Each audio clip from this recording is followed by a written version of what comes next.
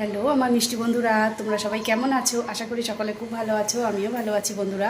তো বন্ধুরা, আমি আজকে একটা রেসিপি দেখাবো, তো সেটা হচ্ছে পনির বাটার সুন্দরী। তো চলো রেসিপিটা দেখে নিই। তো বন্ধুরা দেখো, এখানে পনিরটাকে আমি চৌকো করে কেটে নিয়েছি, একটু বড় সাইজ করে কেটেছি, আর একটু পাতলা, বেশি মোটা রাখিনি। আর এখানে কিশমিশ আর কাজু ভিজে রেখেছি, আর এখানে একটু চালমগজও ভিজে রেখেছি একটু আগের থেকে। তো এবার কাজু কিশমিশ আর চালমগজের আমি একটা পেস্ট বানিয়ে নিচ্ছি। তো দেখো, এখানে আমার পেস্ট করা হয়ে গেছে। এবার আমি এখানে আগের থেকে একটু গরম জল করে নিয়েছি, নুন জল গরম করে নিয়েছি গোলমরিচ দিয়ে। আর এবারে কড়াইতে দিয়ে দিলাম সাদা তেল, তার তেলের মধ্যে দিয়ে দিলাম 1 চামচ বাটার।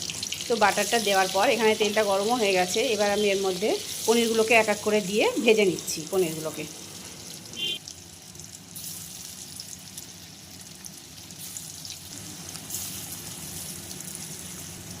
তো বন্ধুরা দেখো, এখানে পনিরের এক পিঠ ভাজা হয়ে গেছে, তো আমি আর এক পিঠ উল্টিয়ে দিচ্ছি।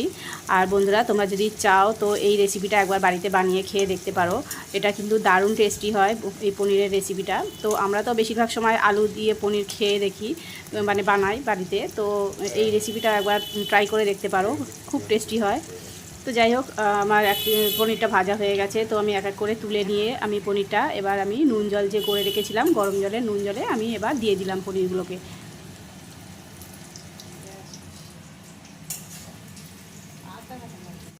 আর বন্ধুরা দেখো, এখানে পনির ভাজার যেটুকু তেল ছিল ওই তেলের মধ্যে একটু গোটা জিরে তেজপাতা ফোড়ন দিয়ে দিলাম। দেওয়ার পর ফোড়নটা যখন ভাজা হয়ে গেছে, এবার আমি এর মধ্যে একটা টমেটোকে একটু গ্রেট করে নিয়ে আমি ওই তেলের মধ্যে দিয়ে দিলাম।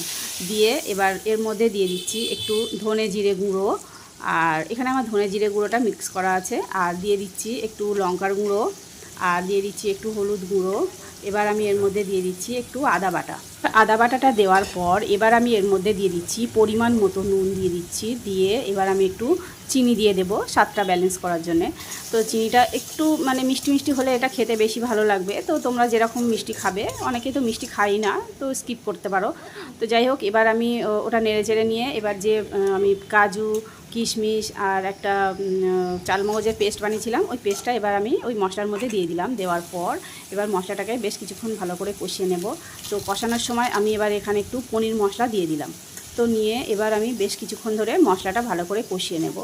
তো বন্ধুরা দেখো, এখানে বেশ ভালো করে মশলাটা কষিয়ে নেওয়ার পর তো আমার বাটিতে যেটুকু একটু বাটিটা ধুয়ে জলটা দিয়ে দিলাম। দিয়ে বেশ আরও কিছুক্ষণ মশলাটা কষিয়ে নেব। তো নেওয়ার পর এখানে আমার কিন্তু মশলা বেশ কষানো হয়ে গেছে। এবার আমি এর মধ্যে পনিরটা ভেজে আমি যে নুন জলে ডুবে রেখেছিলাম ওই জলটাই দিয়ে দিলাম, যেহেতু ওই জলটা গরম আছে আর নুন দেওয়া আছে।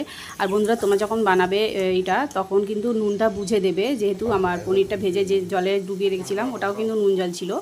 তো সেই জন্য একটু বুঝে দিতে হবে নুনটা।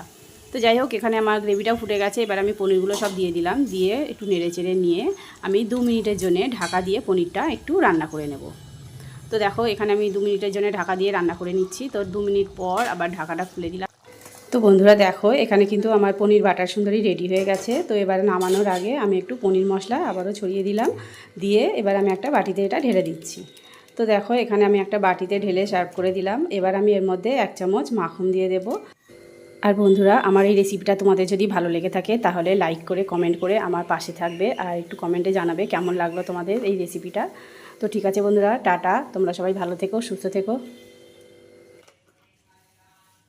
আমি মিশিও না এখন।